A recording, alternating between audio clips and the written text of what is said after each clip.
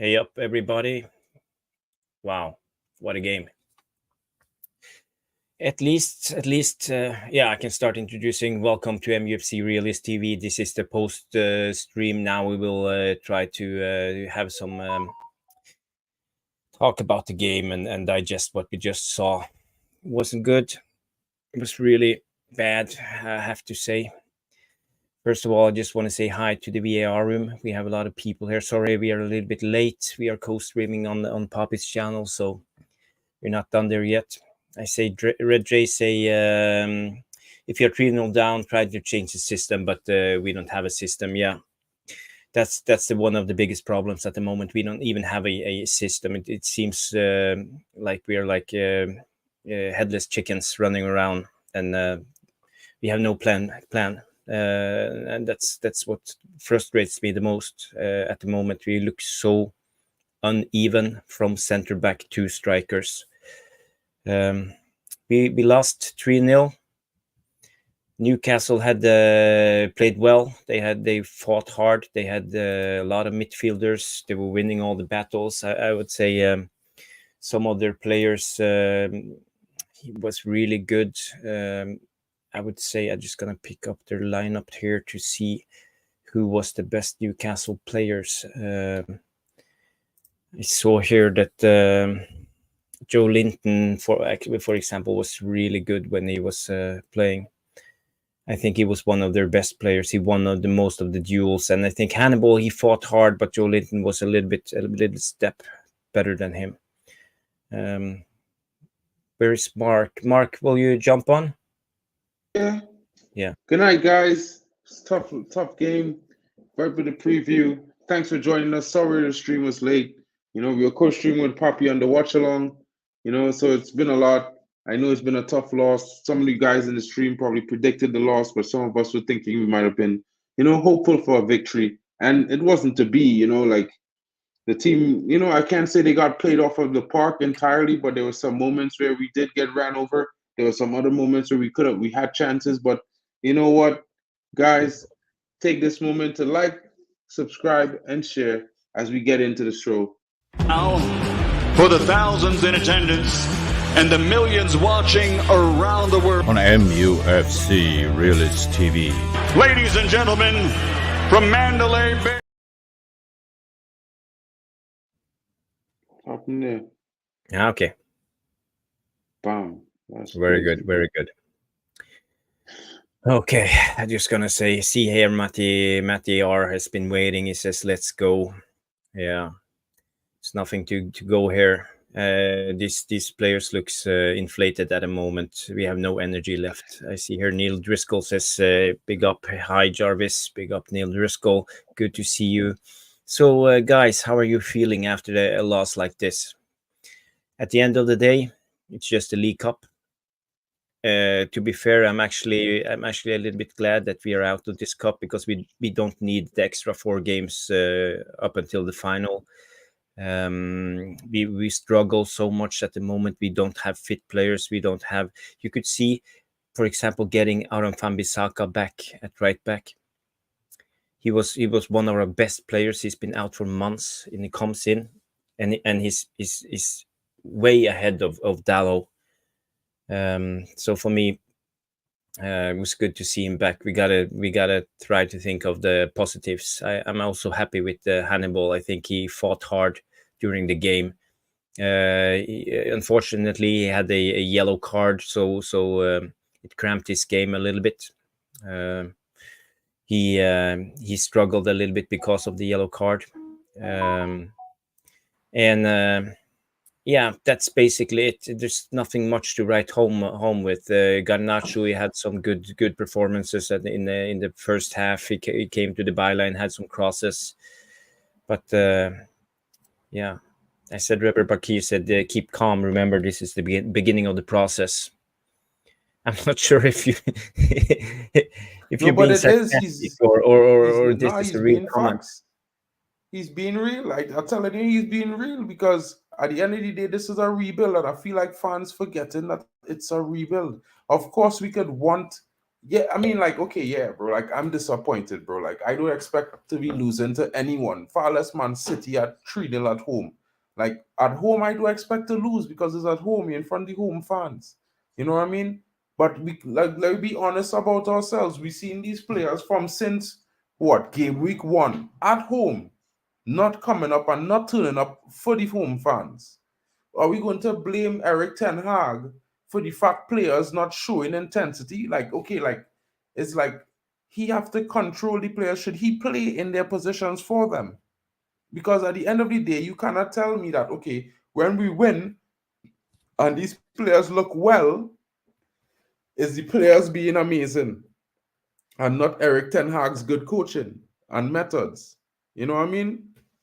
It's ridiculous, guys. Like, I mean, I sit down watching this game, and for the first 20 minutes, we look like we had good tactics, you know, individual mistakes by Dallo, individual errors by Mason Mount, no one taking chances, you know what I mean? And then people making mistakes and conceding goals.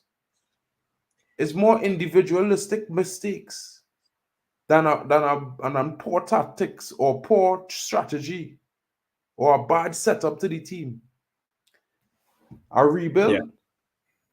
Well, you know what I Yeah, mean? I Like, see here we have a super chat from Red J. Thank you, Red J. Thank you. It's 249 euros super chat. He said, "How long will the rebuild take? 5 years." Laughing emoji. he Yeah, only had that's one season, so I don't understand why he asked him about 5 years. You know, one season, we in the second season, 14 games. Um, bro, I don't understand the logic. You could ask me if it go and take 3 seasons, because that's how we judge football in seasons, not in years. Because as far as we know, you know, our football season is last 9 months, and in between that time, players just go on vacation. It just have national tournaments and breaks. So if we're being realistic and we're being genuine, Eric Ten Hag has only been coaching us for one season, right? And 14 games. So now, if you want to ask an honest question, I would say it would take almost 3 seasons. I would think coming to the end of the second season, you would start seeing a definite style. You would start seeing positive performances, and you would see why he made the changes that he made. But if you telling me at the beginning of the season we're gonna be Eric Ten Hag out and then make jokes about 18 months and all this kind of crap, then I rather not be sensationalistic. You know what I mean?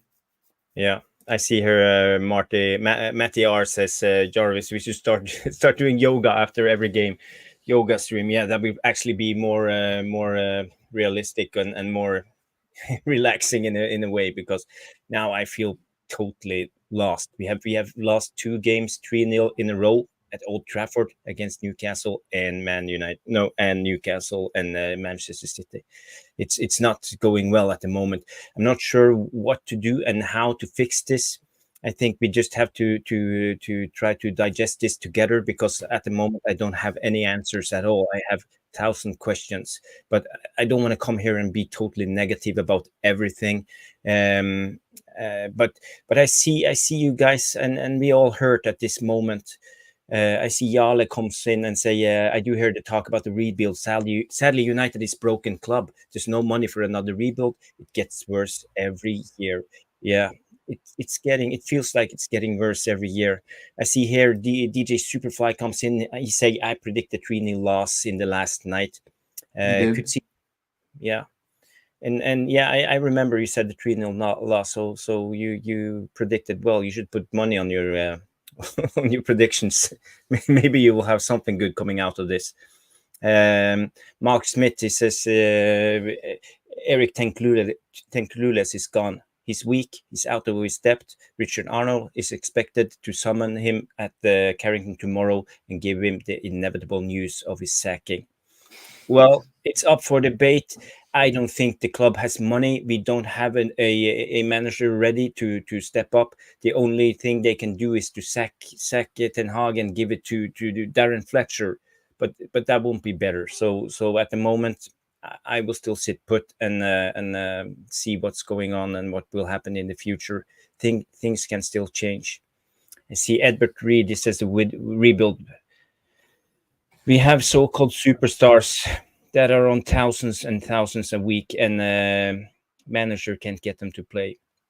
Yeah, but let me ask you a question, Edward Reed, because you consider them superstars, because you consider that they are on $1,000 No, he has a a week. valid point, Mark. Edward Reed No, has that's a not valid a valid point, because let me tell you something, right? And I want to make this clear, because apparently everybody forget Ralph Ragnick talk about these same superstars that he talking about.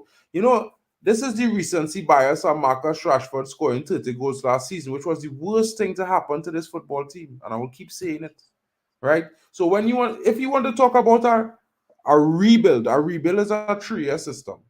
It don't cut short out of 3 years, right? If you want to draw an example of Arsenal or any other team that was successful with a rebuild, Man City, Liverpool, they never win nothing in the first 4 seasons and they lost dreadfully. They finished 9th twice, both of them, right? So if you want to tell me about so-called superstars, these same so-called superstars, Ralph Ragnick come out and say, we need open heart surgery, get them out. And he was one of the same characters that saying, you know, he believed in Ralph Ragnick. So when he take this, he disingenuous, Travis. So I can't agree with that because he being clearly disingenuous. He was one of the same fans that was hyping up Ralph Ragnick in a stream we had earlier. So if you're hyping Ralph Ragnick and then they come to say this, then they're not making sense to me. I can't understand. My brain don't compute those kind of things because it makes no sense. So I could understand Eric Ten Hag not performing right now, but Eric Ten Hag was third. I see Edward Reed. He asks questions. There's a question mark at the end. He asks questions. So this is a question. It's a valid question. That's the thing. It's not a statement. It's a question. And I see here we have a super chat here from Edward Reed again, €249. Thank you, Edward Reed. He said 1 season and Red still J. no system. Red J, yes, sorry. Red J, 1 season and still no system. Yeah, that's what we are struggling with at the moment. I'm not sure what Ten Hag is going to do to fix this. It's going to be a long road. He's not going to be sacked as long as we have the chance for the Champions League next season. He will stay in his office. So at the moment, I don't know. But I don't want to blame the manager because we have seen this over and over again. We did the same with Mourinho. We did the same with Solskjaer, and now we're doing it with Ten Hag. But it's almost basically the same group of players. A lot of them are the same. It's the usual suspects. So this is one of the problems. We still play with Lindelof and Maguire in as centre backs. They have been here so many years, and they haven't performed. And we see the same thing over and over again. That's really a big problem. I see Lucky Singh. He comes in and say we made changes. Yes, we did, but it didn't work. Didn't work at all. I see Mark Davis. He say hi Jarvis. Mark, what a poor. It was poor tonight. I'm very disappointed with these players. Yeah. We all are. We all are. Oh, it's the big man himself. How are you doing, Mick? We have scored 0 goals in 2 games at Old Trafford and conceded 6. And only one Mason Mount in the midfield. That's fine. We tried everything. Nothing works. Where do we go from here, people? We didn't try everything yet. In the morning.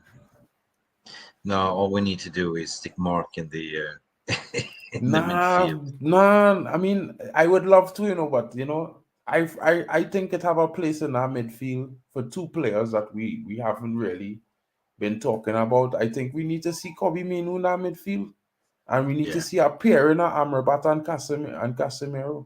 I could do it. I could do it. Bruno being on the bench, guys. But I will. But I'm saying this. Big up to Hannibal as well, by the way, and big up for Aaron Wan-Bissaka when he came in. He looked like he hasn't been injured for a while. So, but anyway, I'm not okay. I'm jet lagged. I haven't slept yet, and I'm going to sleep. Yeah, I wish I never watched this game, but anyway, big up for VR. This game hurts in my heart right now, Mick. Big up, bro. I'm destroyed. Just want to give my condolences to everyone that watched this game, and it's never easy. I know, Mick, you know how hard it is not to break out in tears over losing a game like that at Old Trafford, bro. And what hurts the most is like, okay, you want to back these players, you want to back this manager, And, like, I would understand if we're not getting any chances in the game. If we're not getting no chances in a game, fine. Let me sack this manager and get him out of here. He can't create chances for the team to score. But when the team creating chances and we can't put them away, I had to blame the players, bro. Like, there's no way I can blame the manager for not. I'm in a stage where I have no words anymore. I just feel numb. You know what I mean? Same. He tried everything. I love the front foot play that he tried to do with, Hannibal. It works. He's aggressive. Like, certain things work, but we're conceding goals. Like Dalot was, falling asleep on the 2 first goals. To be honest, yeah, right? bro. So defensively, we are crap. And still, where is Varane? Where are you not playing Varane for? I think I don't know, man. Defensively, we are absolutely shocking. Simple goals. That's the realists. Anyway, guys, good night to you. Footy Live, everyone in the chat room. Get a good rest, Mick. Hope you have a good day. See you later. Oh, yeah. We lost, but we are here. Win, lose, draw. Win, lose, draw, yeah. It goes. Footy Live. Footy Live, absolutely shocking, guys. Can't believe that what I'm seeing, but my patience has gone. Erik ten Hag sold his soul to me when he said he never played the one thing we brought on him for his Ajax football. Yeah, it's true. He should have been more consistent trying to implement and play his style. That's one of the places where he lost the battle. Can't do that. How you going to implement an Ajax playing style with a player like Marcus Rashford who has 0 football IQ? He has no intelligence for football. You cannot implement playing style when you have 4 and 5 players on the field that have no football IQ, Jarvis. You have to have a certain level of competence mentally as well, not just football and ability with your feet. You know what I mean? And Ajax footballers take a high level of football and IQ. So we brought him here to implement Ajax football. We don't have players to implement Ajax football. That's the hard part. Big up, Tom. You gotta get players who could implement the system, and the manager not getting the chance to rid himself of players who can't and get in players who can. Hey Tom, what's up, man? Yeah, big up, lads. Big up. Big up. Yeah, so Mark doesn't agree with you that he should have implemented his Ajax style. I'm not saying you have no way. No, he can't really do it because he don't really have the players to do it. Like, the only wing I could see really capable of doing that off the left is Sancho, and we already know what's going on with Sancho. I don't. I personally don't know though with what you've said there, Mark, because I think really most of this team's his players. We don't have let's be honest, guys. We don't have a proper sporting director. John Murtough, I don't think, to be honest, I don't think he signs the players. I really don't. Whenever do you hear anything that John Murtough's been a major part of any deal? We brought in an Adidas guy to negotiate our transfers. Mm-hmm. If he's the sporting director, you don't need a negotiator to lead negotiations for you. That's one point there, and to say that. And the way that I look at it with Ten Hag is, I don't necessarily look at this team and think it's all the players that he wanted, because we all know the sort of players he wanted. He wanted Frankie de Jong. He didn't want Casemiro, so Casemiro wouldn't be here right now. He didn't want Johnny Evans. He wanted Kim Min-jae. But we pissed about in the summer and we didn't sign the players that he wanted. He wanted Todibo towards the end of the window, defensive cover. He didn't get the players that he wanted.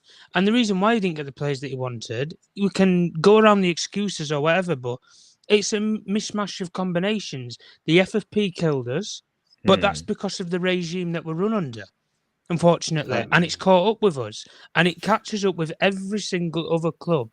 Everton, for example, I'm not going to use them on a different parallel to Man United. They broke the FFP rules to stay in the Premier League. That's one thing that people don't forget. Clubs break the rules and bend the rules to be successful or to make things happen. Manchester United, we constrain by the rules, and we've got, as much as people will say, we've got 2 hands tied behind his back. He spent 400 million. I'm not here to defend the guy. He spent 400 million, and I'll be honest with you, out of all of the signings that he's brought in, considerably right now, I can only say one of them I've actually probably been happy with most of the time when he's played. And that's been Martinez, because he doesn't really get criticised when he plays that much. But he's not available to play right now. That's it. Anthony, for the money that we spent on him, shocking. We already know with Casemiro that the bubble was going to burst from last season, because the Premier League's only going to intensify with the speed of the league at the end of the day. And when you go around it all, like I say, he spent £400 million. He's had two pre-season windows. He's had 2 pre-seasons to work with these group of players to implement what we've all been saying, a style. Yeah, we didn't have 2 pre-seasons though. Like, I mean, if you want to consider last year as the same pre-season as this year, is incomparable, because we had the World Cup, we had teams, we ended the season 3 weeks before the season started last season. You know that, right? Yeah. So we don't have no preseason last season, really, because 3 weeks is not preseason. The players had no time to rest. They played 64 games.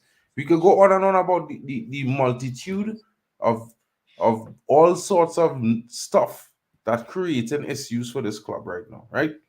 And what I would say is that, yes, I understand he spent 400 million, but at the end of the day, that's not his fault. Because when we have 5 players, these are his players, though. That's not finished. It have 5 players starting this 11 tonight that play under Van Gaal. Or 4 of them, right? 4 of them play for Van Gaal, bro. Van Gaal, right? It have players who come on the field, and when we ended the field, we had more players who playing from since Mourinho, right? So at the end of the day, you could say, well, these are his players. He have his majority of players, but he doesn't. And the facts remain that whether you or I think that some of these so-called superstars are capable, they might not be. And the proof is in the pudding for me, right? He has improved Rashford last season, but Rashford, whatever going wrong with Rashford, he can correct it. It's not just him. Let me ask you a question then, Mark. So from this first game of this season to now, when he works with these players Monday to Friday in training, what does he plan? Because I've not seen any plan for any of the games this season. That's the biggest problem there for me, because the biggest problem for me is that I just see some things, but I just see that the players, I don't know if it's because I used to play football at a decently high level, right? But because I used to play football, I just see where the problems lie in the players, not the manager. I could see his tactics, and I could see at some points his tactics was spot on. But if the players was able to put that, not when you see, like tonight is a weird one, right? But if let me draw an example to the first half of the Man City game, right? Let's draw an example to the first half of the Man City game, right? Mark, can you just hold on a little bit? You just got to say hey up to Steve. Congratulations on the win. That was impressive with the B team Newcastle. And I just want to comment. I hate to break up your discussion, Tom and Mark, but I just want to bring in the new guest. So how did you see the game? You guys are just bodies on the field. There's no soul, personality, direction, application, effort, hunger, motivation, professionalism. What else we got? What are some other things? Just are you reading off a chalkboard, Steve, or is this from your mind, like? No, from my mind. You guys were just there. Yeah. You guys may as well have been mannequins. You guys may as well have been mannequins. When we scored the first goal, I honestly felt like, what are they gonna do? When I saw Rashford, a guy who has about 100, closing in on 100 odd Premier League goals, you know, is one stuff. I had no fear. Bruno Fernandes, again, a guy who scored a lot of goals and stuff, but nothing. I was just like, okay, they're coming on, cool. Like, and my back 4 was completely changed. Every single one of them. Dan Burn out for what's his name? Matt Target. Target got off injured. We put Lewis Hall there. Cool. Trippier, he was obviously what's it called? He was on the bench. He came on, but we had Livramento, who I thought had a good game. I thought Livramento was the bright spark. He was decent alongside Willock. alongside Willock, and I'm so happy. I talked about Willock. He's a good player, man. He brings something to the team and stuff. But like, honestly, I just when we scored the first, I was like, okay, I feel pretty comfortable. Like, how are you gonna score? Yeah. You guys are just knocking it side to side, and then someone would take a pot shot from how many yards, and it would just go into the crowd. That's it. Yeah. That's all. I think you had 60-odd% possession, 15 shots, 2 on target, and about 7 of them were off target. If I read the stats correctly, you had Anthony doing the same thing over and over again. Cut left, cut right, sky it. Cut left, cut right, sky it. Amrabat had a shot that was way off. The 2 chances, the best chance. What was your best chance? I thought maybe the Dalot one. Mason Mount when Mason Mount received. Where Dubravka had to kind of slap. No.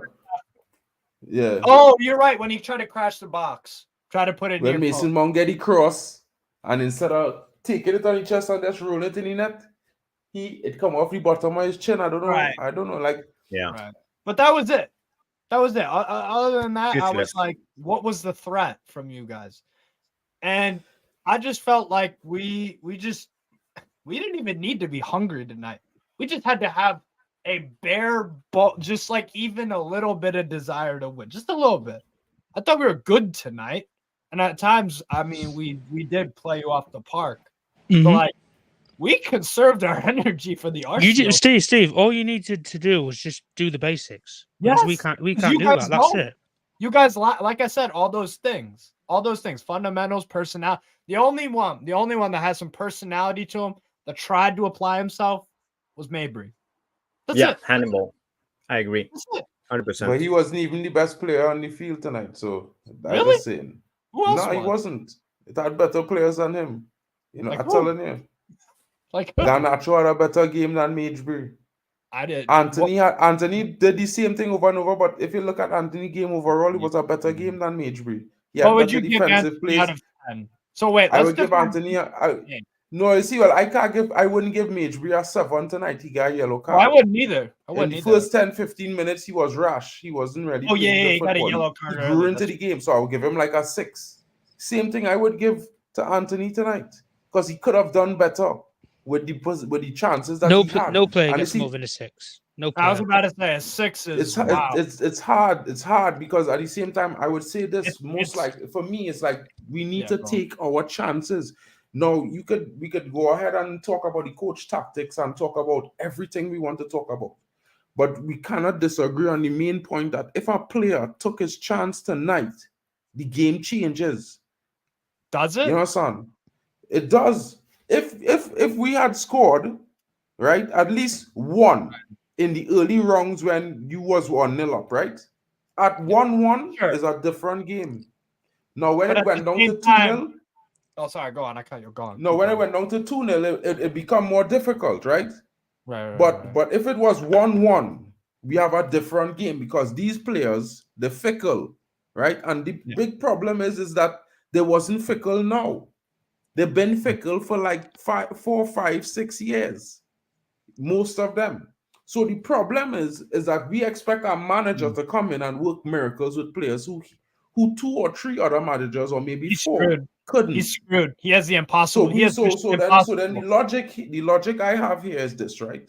We need to examine the players' performances. Oh, they're all more importantly. Yeah. And when I look at the players' performances, I see, well, some of them, if they did the basics better, which is basically on them because they all come from top academies all around the world, right? Oh, footballers. Exactly. So then nobody can tell me Ten Hag need to teach these players basics because these are professionals. They don't want to do the basics. Who we call stars, right? Basics. I think exactly. So if I tell you do the basics, Strasbourg, Steve, I need you to run down the field 10 times a game. I need Dalot. That first goal the pass was really nice. All Dalot, bro. Dalot was just watching, like he was doing an eye doctor. Ball watching. Walking. You understand? Do you know the funny thing is there, Matt? You just said ball watching there. He actually saw where Miguel Almiron actually was twice. Yeah, he looked over his shoulder twice, 2 times. And then as soon as he sped past him and as soon as he saw the line, when he was in the box, he couldn't touch him. So the only thing that he's praying for is Onana can cut the space down, He's or relying on other people. Yeah, he's relying on other people. That should not happen in a Right. unified team. The defensive line, even in saying that, the defensive shape when we're running back to our own goal was absolutely appalling. There's not the thing last season that we all praised about our team was the line was so balanced, and it didn't matter if we missed one or two players. Defenders, Four of the players in the same straight line, mobile, move from one end of the pitch to the other. It doesn't matter if you're under the transition or you're attacking up the field. The line stayed the same, but personnel-wise, when we try and go man for man with teams, it's not about quality. Because arguably, quality against quality, you put Casemiro in a midfield against Joe Willock, what? Even now, people will expect him to do a job on him. They will. But the one thing that is so inept with our team is we're not unified, which then makes players like Casemiro look so isolated and average to the point where, we're not criticising him based upon that he's not doing the basics. But the overall team aren't doing the basics. So if a team aren't doing the basics together, what do you expect from one individual player? It's not going to change anything. But this is the thing that I'm saying with our manager is I can't understand what he is doing. Even just take from the Manchester derby till tonight. What was the plan? What was the plan? You didn't see the plan in the Manchester derby. There's no Mark. If we're being honest, Yeah, well, I mean, from game one this season to now, there's only one game that we ever deserved to win. Like Crystal Palace 3-0 win. Palace 3-0, and that's the only game that we've ever deserved to win. Right, that's the only one. Put it like this, okay? But that's different. That's a whole different context. Because I'm gonna put it like this, right? If they didn't concede the penalty, no one here is talking about Ten Hag tactics in the first halves of the Man City game. They would have because we basically was 50-50, we was even. 15 minutes, Mark. So you don't think Man City? No, bro. Listen, stop. 50. You can't say 15 minutes when we end the half with 7 shots and 3 on target. Man City had 8 and 4 on target. That's basically even. And when you watch target, the fourth shot on target was the penalty. Okay. And when you watched that game, who was you entertained by? Who was you entertained by? You see, that's the whole problem. You see, that's the problem. The difference with you and I is I know my team is shit, right? I know Manchester United. Me, I know it. I'm not Manchester United is shit. So then if I know Manchester United is shit, I know I'm not really gonna get entertained like if Man City was going to entertain me if I was a Manchester City fan. But I'm not a City fan, so I don't give a fuck about Man City entertainment. Hey, Mark. You understand?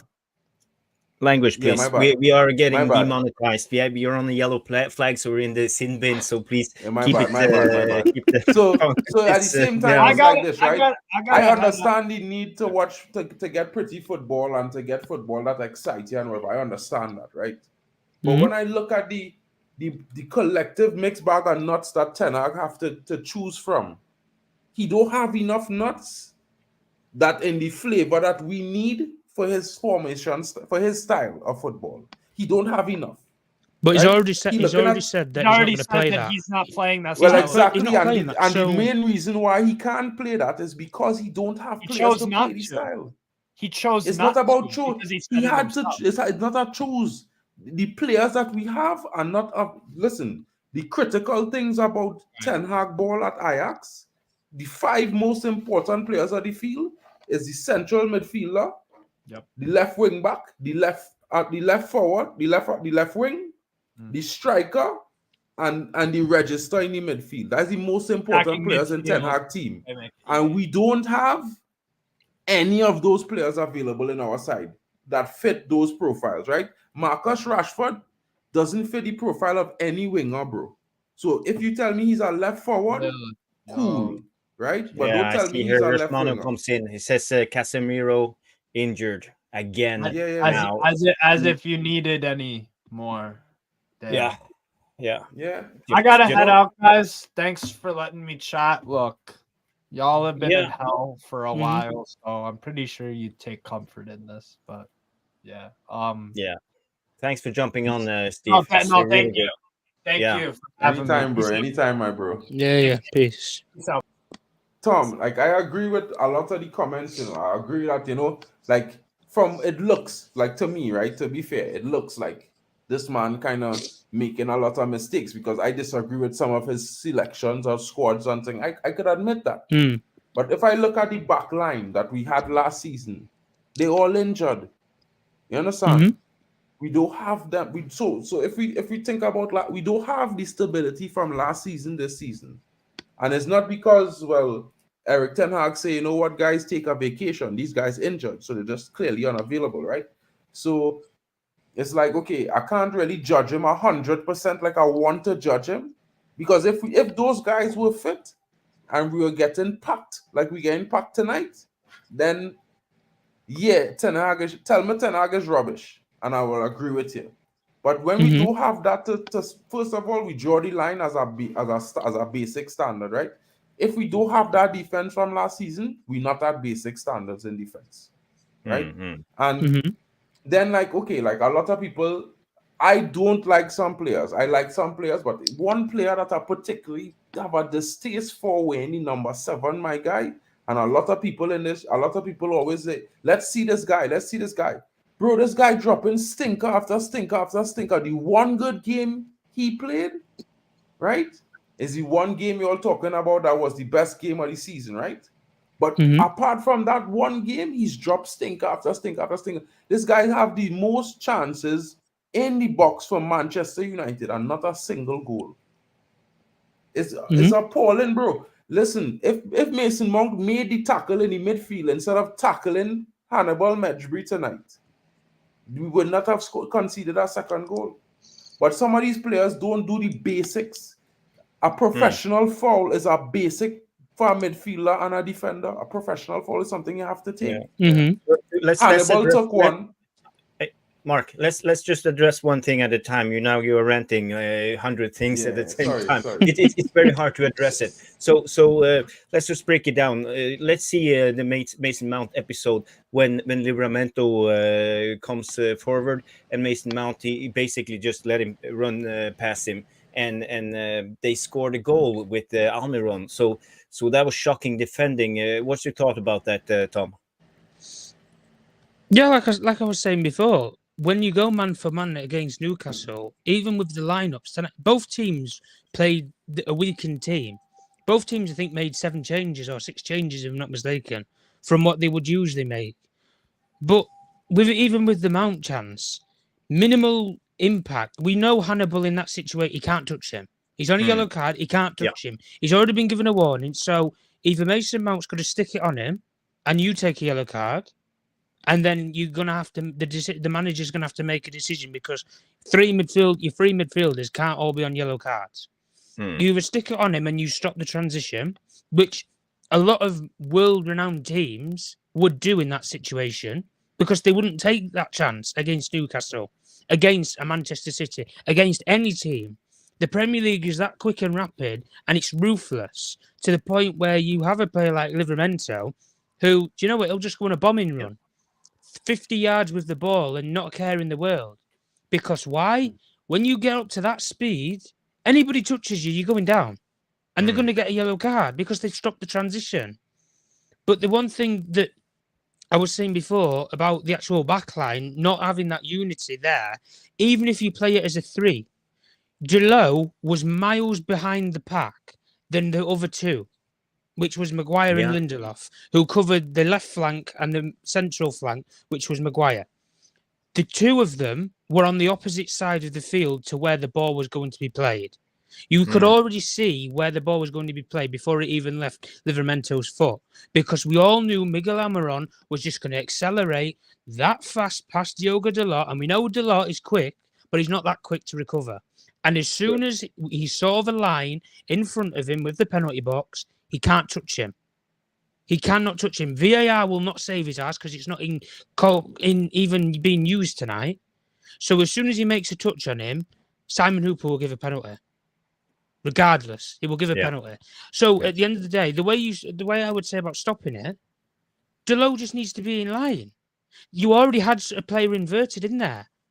When we're saying about it, Reguilon was already inverted in the midfield, and he was up the field. So you're playing 2 inverted fullbacks in the midfield, and you're leaving Maguire and Lindelof on their own. No, it's scandalous. So at the end of the day, the way it's avoidable, Delo just hold the line with the 3. We did it all for last. Guys, we've all agreed. We did it last season with the 3. You have one fullback inverts for say 5 minutes, 10 minutes, which would Luke Shaw for most of last season. Then Wan-Bissaka gave it a go, and then Luke Shaw slotted in, and vice versa. You keep changing, switching, confuse the opponent. That's what you use an inverted fullback for. But at the end of the day, if he doesn't want to hold the line, what did Erik ten Hag do at half? He took him off. Probably because of what I've just said. We have seen this before, Tom. We saw it on Dalot's goal, actually. The pass was from Lindelof and Dalot made the finish. They were both fullbacks was going into attack. So this is nothing new. Ten Hag is aware of this. I don't know. Maybe it's an instruction from it's a tactical point of view from Ten Hag that he wants both of his fullbacks to bomb on. But then Ten Hag needs to take the consequence. Well, it's either that, Jarvis, like you're saying there, or you need to drop Casemiro deeper. Like anybody who watched that Crystal Palace game that people, like I said, Mark said before about that we've been raving about as our only best game this season because it was. In that game, that's the one basic thing that we did. The 3 players that we know don't have the legs to be mobile in midfield, we know that they don't necessarily have brilliant passing ability, is Lindelof, Maguire and Casemiro. So what did he do? He played those 3 as the 3 holding lines, and he said to Delo, and I can't remember who it was who played left back. I think Amrabat played left back for that game. He said to both Amrabat and Delo, go as far forward as you want because we have a 3 at the back already covered.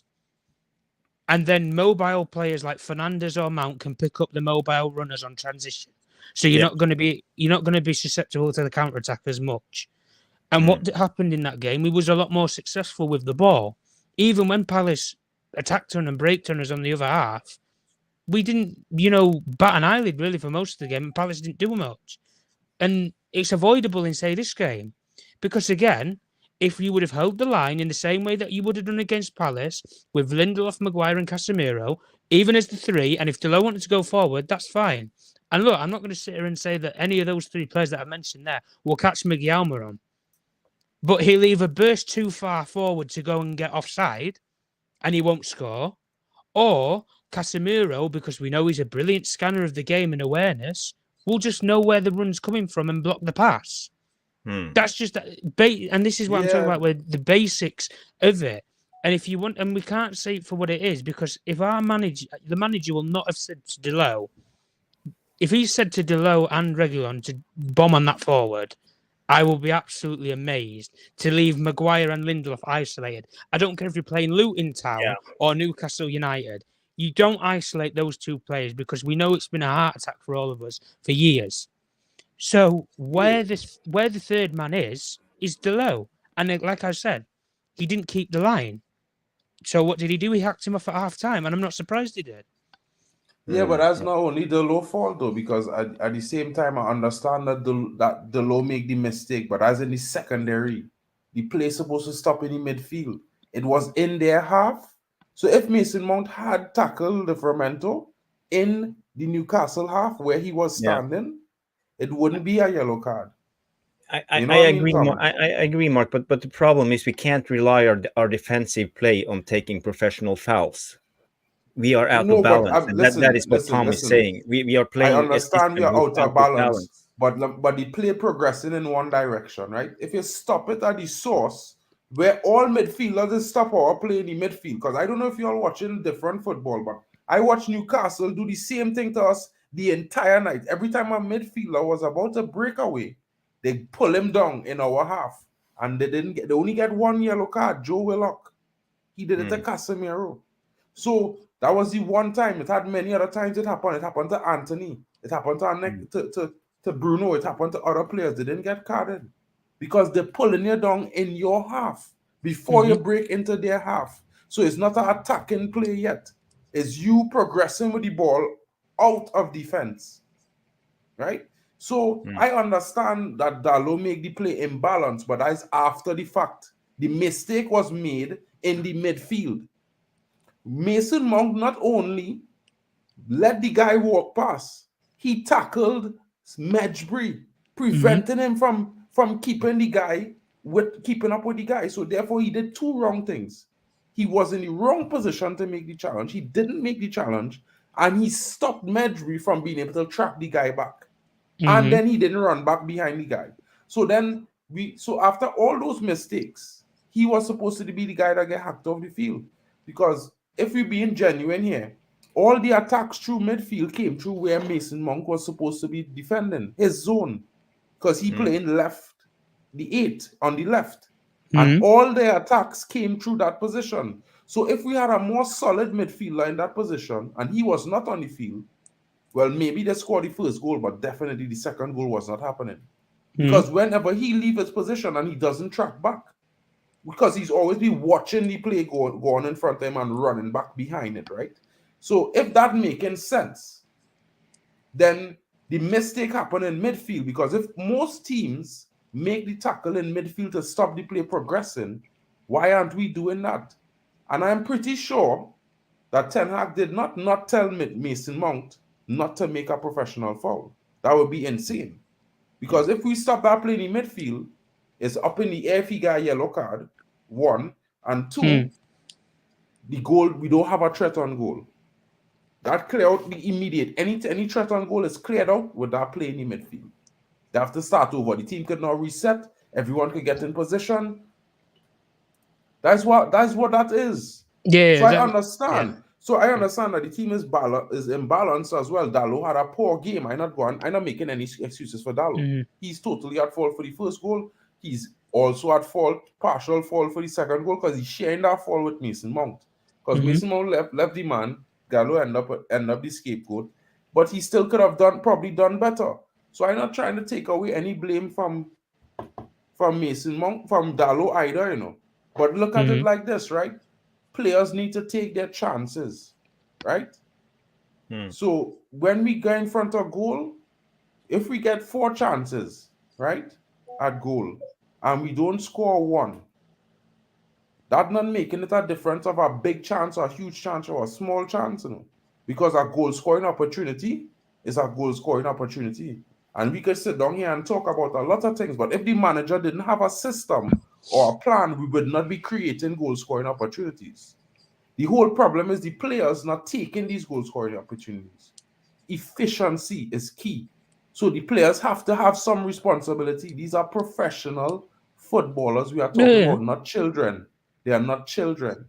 So when you want to tell me, okay, Eric Ten Hag is wrong, Eric Ten Hag is this, just remember it had 4 other managers that try with most of these players. You saying most of the players is Ten Hag players, but I don't think he have 11 players in his squad. That's just my of a quick count in my head, right? And we have more than 22 players in the squad. So the majority of the players on the squad, I think 4 of whom are from since Van Gaal, three of them, I think, still from the other manager, and then 3 from, or 4 from Oli, or 5 from Oli, or something like that, right? He did improve some of those players since he's been here 1 season, right? Players like Wan-Bissaka, we can now probably say he's one of the best defenders in England. You know, he improved Marcus Rashford last season, but we have seen that Marcus Rashford inconsistency is beyond a coach. It's beyond 5 top coaches at this point. So the only thing we could do is just realize that, you know, we as fans are wrong about some of the players. They are not superstars. They need to go. Not. They've been over. Right? Mark, let's just go, you know, balls deep with it. They have absolutely been given the goalie treatment for years. They have been. Yeah. We've, and it's not about throwing any managers under the bus or anything. At the end of the day, the guy who we're all talking about with Eric Ten Hag a week ago said, I will never play the Ajax style of football. Now, the one reason that defined him and Mauricio Pochettino, when those two was the leading candidates for the job that everybody wanted, was the Ajax style of football. That's what every single person bought into, because he made it clear when he come through the door, era's come to an end and we're going to play this fast-flowing transitional football. You know, we're going to control games, we're going to dictate play. The guy, and let's be honest, let's not be harsh in this saying this, when we played Brentford last season and we lost 4-0, he tried to play that way. He tried to play the Ajax style of football, and as soon as it capitulated, the reason being why because he didn't have the players at that time to do it. Still don't. And we still don't now to do it. But he tried it. And he abandoned it straight after that game, because the game from Brentford to the following game to Liverpool, when we smashed Liverpool at Old Trafford, the style of play was completely different. We was a lot more contained. It wasn't about having the ball. It was more the work rate and actually pressing Liverpool from the front, defensively solidifying, solid, stick it on players, be rough, be tough. And that's why we all loved that aggressive possession that we actually had with a lot of our players. It was almost as if you had Martinez. We saw in Martinez sticking it on Salah. We saw Dalot sticking it on Luis Diaz. We fell in love with the aggressiveness of our team last season. But that team from last season to now, even with the injuries, the players' mentality should be the same from the goalkeeper to the striker. We all live and die by the same game plan. And a lot of these players are not playing by that same game plan. And you can blame it on the coach or you can blame it on the individuals. It doesn't matter. All 11 of them are not following the same plan. And I can't even sit here and say 2 of them that are even following the same plan. Never mind all 11 of them. And that's the problem. The partnerships in our team, the last time I saw even a triangle passing angle or a triangle passing in an actual game was that Crystal Palace game. Every single game since then, it has been either straight or sideways. That's it. See, there's no angles. But listen, right? I understand angles. what you're saying. I understand what you're saying, right, Tom? But at the same time, I try to understand, like, why would you keep doing something? Like, okay, like if he keep trying the Ten Hag style, the Ajax style, right? But don't have the players, then we'd keep losing like the Brentford game. It would never work because we don't have players to fit the style, not even to kind of get it working. And if he foresee, and this is what I'm saying, right?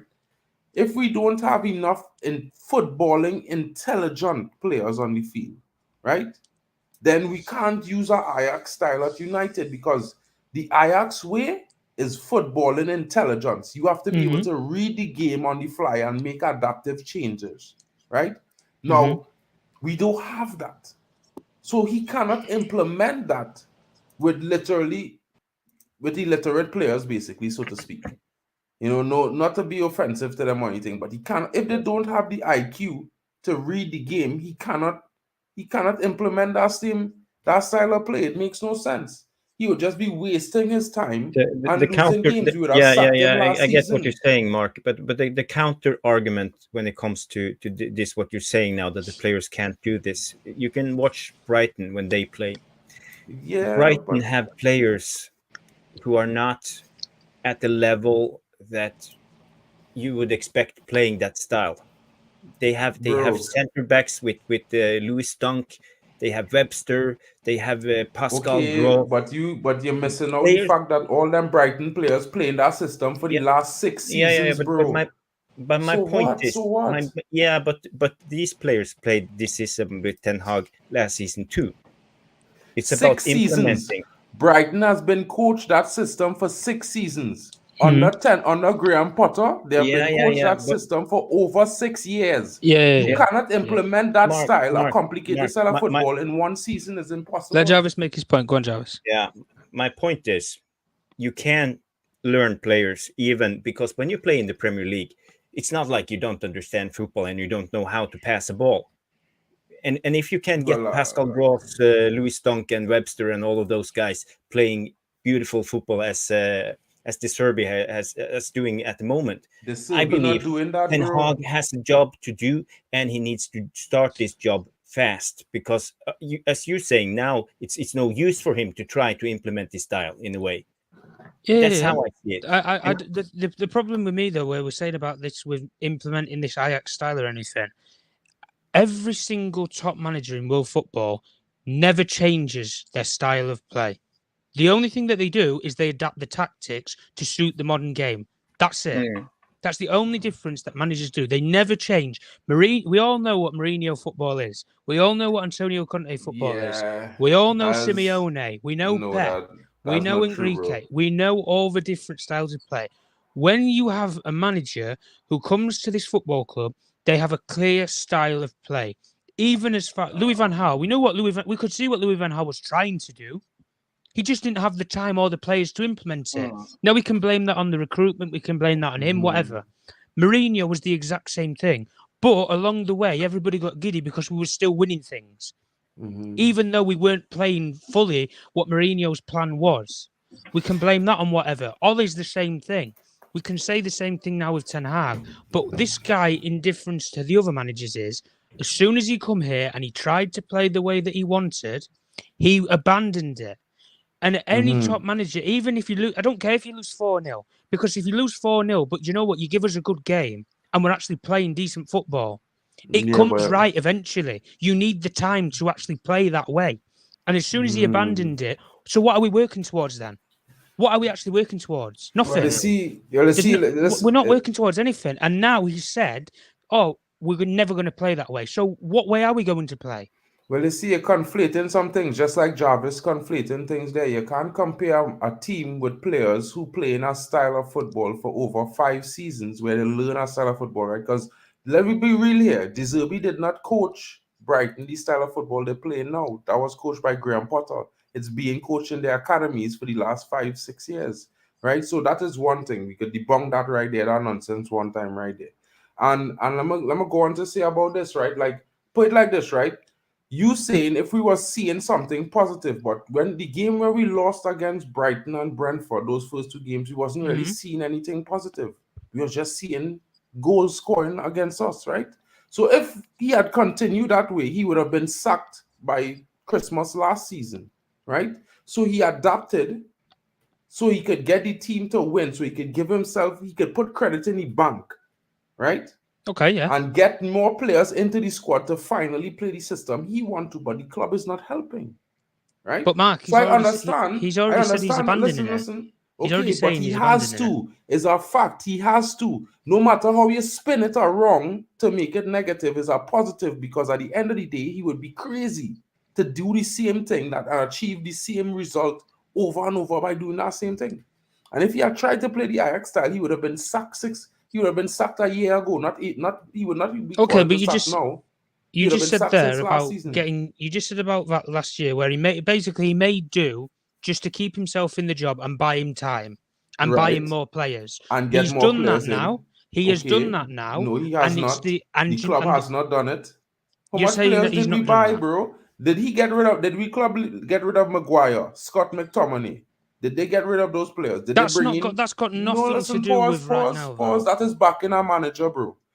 When Pep Guardiola went to Man City, right, and he didn't want Joe Hart, the next season he was gone. When he didn't want this player, he was gone. He didn't want that player, he was gone. Right, that is backing our manager. Okay. He wanted to get rid of David De Gea. He's gone. He wants to get rid of Ronaldo. Pep Guardiola has changed his season changed his style of play 3 times in the last 4 seasons. Prove me wrong on that. We just have a super chat here. I got to address, and we can continue this interesting discussion. I say, Red J say, Mark, do you have a little Mason Mount doll where you put your needles in at night like this? I mean, I would turn around and ask him if he just like Mason Mount because he English, because that's the only reason I could see Manchester United buying a player of that level. Because if we look at his Chelsea career, the only position that he was somewhat good at was off the wing. He was never good in the midfield.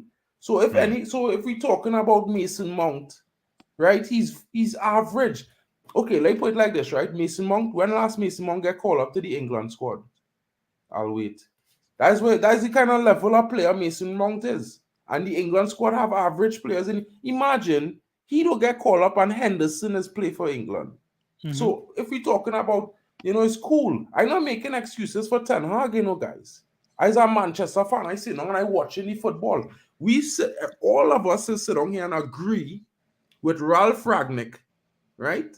But if we agree with Ralph Rangnick, how could you come now and tell me you want those same players to play an intelligent style of football when Ralph Rangnick say get rid of them? And then everybody was like, yeah!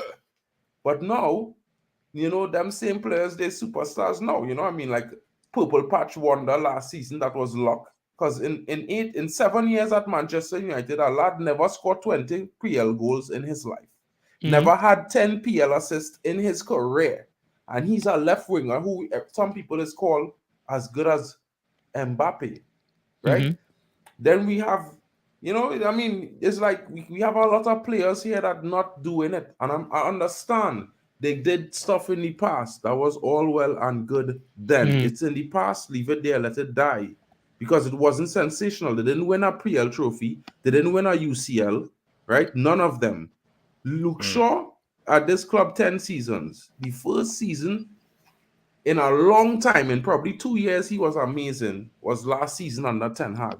He looked fitter, faster, and more ready for the game. So you can't tell me that Ten Hag didn't help improve him. Wan-Bissaka is look like a new player, right? So So it's like we're seeing improvement in players. We're seeing, we had seen a good season last season. And this season started off like real shit, bro. Like I am disappointed in this season. Don't think I'm happy about this. I want to cry about this right now. I swear. I go and wake up upset tomorrow about this game because we lost. You know what I mean? You think I don't want Mason Mount to prove me wrong? I would love Mason Mount to prove me wrong so I could come on here and apologize to him in front of everybody. I love them kind of thing. You know why? Because it still means that Manchester United is doing well. Right? But at this point, I just want to go back to the super chat, and I will say thank you, Red J, for the super chat, the 5.99 euro super chat, and the Mason Mount, though, great comment, was funny as F. I see Mark laughing. Yeah, and actually, I had to address it behind him in his living room, and I have seen it, and he used it after every game. Bro, like I just want us to win, bro. Like swear, I just want us to win some games, and I feel like bro, it's high time we get rid of some players at the club for more than 5 seasons. If you're at United more than 5 seasons, you have to go. I'm sorry, I don't care who he is. You have to go. Because what, right? Yeah. I don't even look like, to be fair, bro. If we sack Ten Hag, I all for it, because you know what, the fan base will be happy again, right?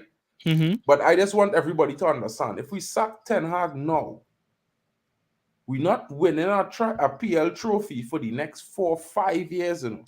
We might win one in the next 3 years, or maybe the next 2, but it will take twice as long. Because just remember, next manager have to come. Get rid of Van Gaal players, Mourinho players, Oli players, his players, to bring in their own players. This club is not doing that. So I'd say, I thinking about it logically. Ten Hag already started his process, right? He already gets 7 players or 8 players so far. If he get this January window and he get 2 more, and then for summer he get 3 more players, then you know what? He have a full 11 with an option, right? And next season, if he doing dumb shit by Christmas, he could be gone, and then we could be, well, okay, he's flopped. But there's no manager in football that was a success or a major success in any league in less than 2.5 years, or seasons, I should say. It's 2.5 seasons, not years, because years is inaccurate. A football season is go from September to May, and he has only had 1 season from September to May. He's now in November of his 2nd season. So I see Red J coming in with another super chat. He says it's probably addressing you about the Mason Mount, and he said, "I'm not English, I'm Moroccan." Yeah, we know it. I know somehow I feel like, this dude is beyond spaces, but I will ask him on space if this is him, because I feel it's him. Somehow I feel his shoes. Yeah, I see. I saw an interesting comment here from Rushmanu. We said that we are missing Luke Shaw and Martinez deeply. And I also feel at the moment we lack styles of player like them. We are really we are playing with crutches when we have Maguire and Lindelof at center backs.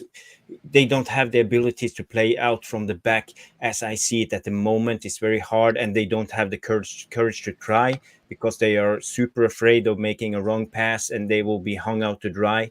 And I also could see that the Casemiro didn't want the ball centrally today. So in a way, I really feel that when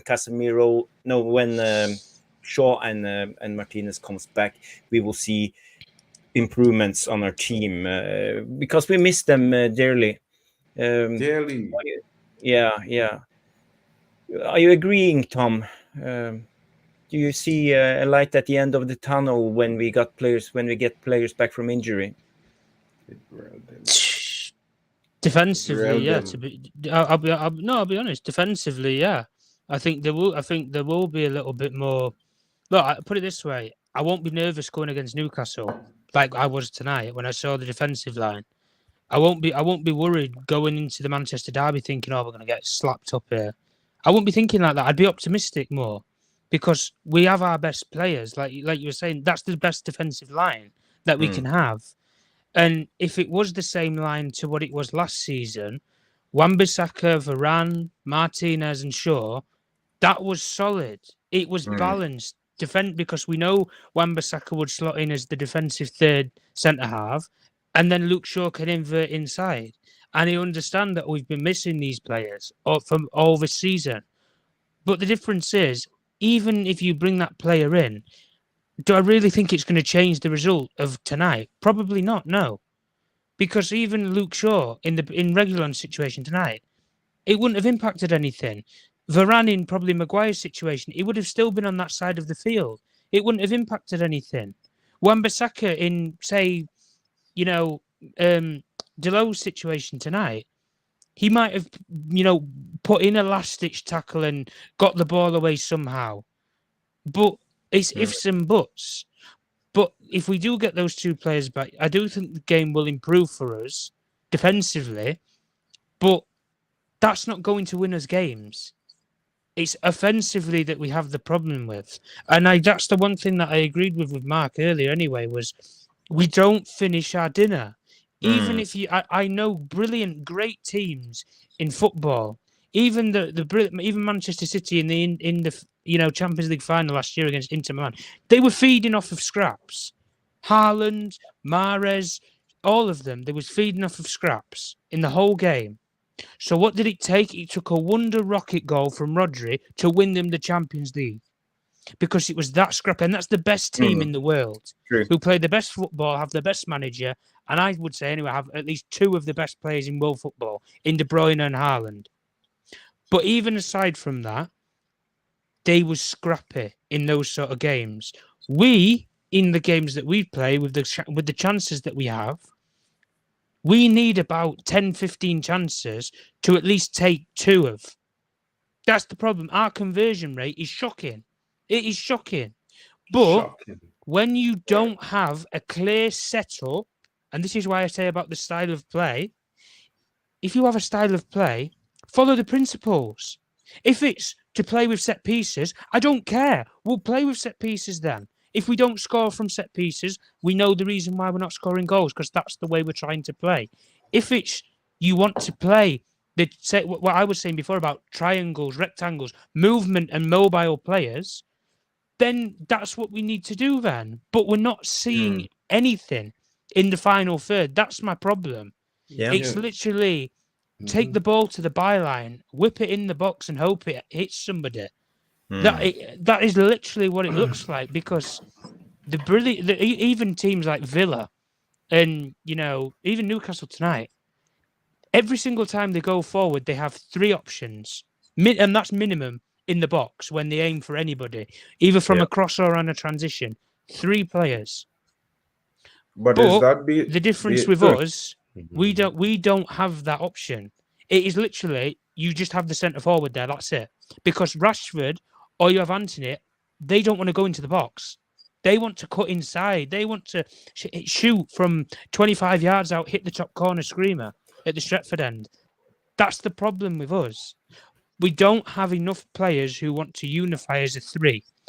But the one time that we did, which was about 3 years ago, we had three of those players who was doing that for one season, and they did better than the Liverpool front three, which was arguably the best in the world in Firmino, Salah and Mane. And those three for us was a young Marcus Rashford, a young Anthony Martial, and a young Mason Greenwood. Apart from those three, when they worked together in unison, they got more combined goals than the best front three in world football. But they had a lot more of a lesser season than those three players that I just compared them to. But the three that we have now, in Anthony, Rashford, and Højlund, they're not partnering with each other. Even if you want to put Martial in there, they don't link together. There's no partnership there. But people, you know, you live on the heartstrings of it. Oh, Dwight York and Andy Cole, and you see the comparisons to Rashford and Martial. Where? And I've even got an even bigger stat for Martial. He's been at the football club, what is it, 9 years now? He's been at Manchester United 9 years. He's not even hit 100 Premier League goals. That is shocking for a Manchester United number 9. In 9 years, he's not hit 100 Premier League. I think he's only on like 83 or something, which is shocking. Absolutely shocking. But Rashford not too far ahead of him either, so it's not like too both far of them ahead of him. But shocking. Rashford's been here, Jesus Christ, has he been here a decade? Nine. This season will be well, 9 years. Nearly a decade then. He's been nearly a decade. And he's the most senior player in the squad. Yeah, well, I look at it from what I've said before. I look at a lot of these players and I think if you take it to them personally, when they sit at the end of their career, and Roy Keane made these words and comments in agreement with Graham Souness at one point, I think it was about 2 or 3 years ago. When you finish your career, the only thing that you're going to care about is the medals that you have on the table. And none of these players have won or achieved anything. Not for their club anyway. The only players that out of maybe 2 of them that I can say that have actually achieved something major, or 3 of them, sorry, in this case, is Varane, Martinez, and Pogba when they were all at United. Why? Because they all won the World Cup. But that was away from Manchester United. Here, nobody's achieved anything of any significance. And at the end of the day, when Marcus Rashford hangs up his football boots at the end of his career, what can he show and say for it? I won a Carabao Cup, I won a Europa League, I won an FA Cup. But then you have Phil Foden, who's literally in the same city as him, born in Stockport, in Manchester, outside Greater Manchester, who's already at 23, 24 years old, got 5 Premier League medals. Yeah, well, you know. What can you say? What can you honestly say for that? What can you honestly say for that? Nothing. Phil Foden have a strong desire to be something in his life, to reach where he wanted to go. He wanted to finish the dream that he's seen. You know, this is the reason why I say that, Tom, is because like I just look at it in this way, right?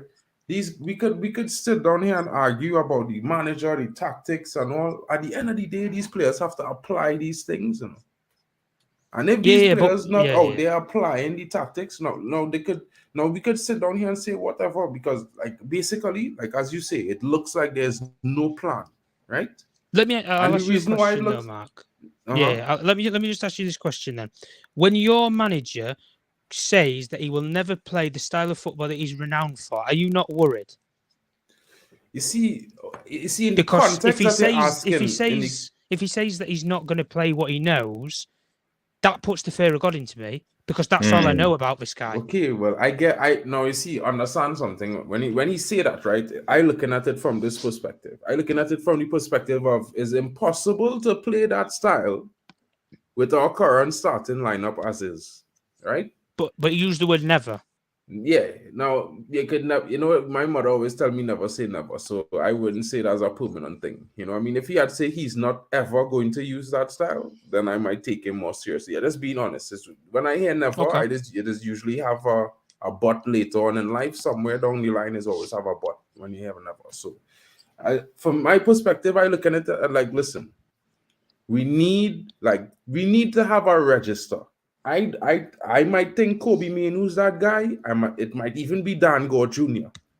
But the problem is either we go and turn to that now. He go and make the decision to say, you know what, listen, I go and take the hit, bench 1, 2, 3, 4, 5 players, and I go and play some youth men who I know they have the ability. You know, they mightn't be now, but if I play them and I coach them for the next year, they will reach there by season 3.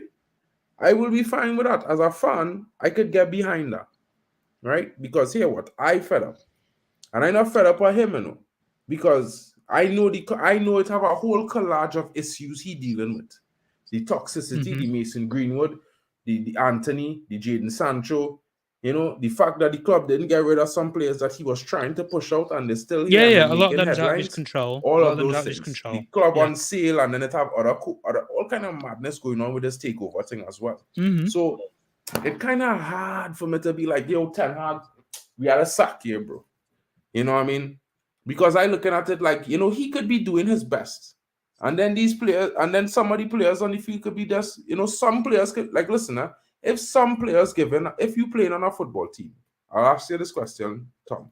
If you play for a team, a sports team, rugby, cricket, football, and you giving your all, and it have this fella up, they say it's cricket, and you have this fella coming up to bat, and you know, he want to go into this game early. So, you know, the first chance, if he not feeling it when he get out on the pitch, he might just let his wicket go on because he ready to go home.